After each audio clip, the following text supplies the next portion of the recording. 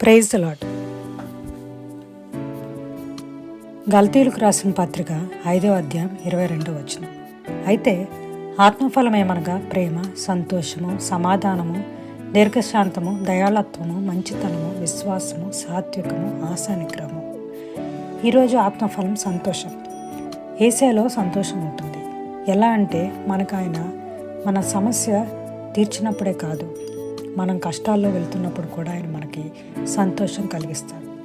Bible గ్రంథంలో ఇజ్రాయేలీలు ఐగుప్తు నుండి వెళ్తున్నప్పుడు ఎర్ర సముద్రం కనపడింది. అప్పుడు దేవుడు ఎర్ర సముద్రాన్ని తీసేయలేదు, ఆ సముద్రంలో కూడా ఒక మార్గాన్ని వేసి వాళ్ళందరినీ జాగ్రత్తగా దాటిచ్చారు. సామెతల గ్రంథం 17వ అధ్యాయం 22వ వచనంలో ఇలా ఉంటుంది: సంతోషం గల మనస్సు ఆరోగ్య కారణము, నలిగిన మనస్సు ఎముకలను ఎండిపోచేయును. సంతోషంగా ఉంటే అది మన శరీరానికి ఆరోగ్యం.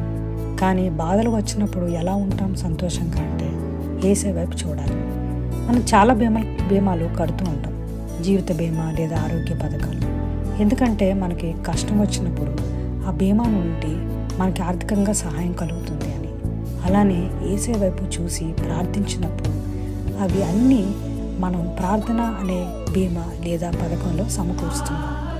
సహాయం కావాలన్నప్పుడు వెంటనే మనకి యేసయ్య సహాయం చేస్తాడు. ఆమేన్.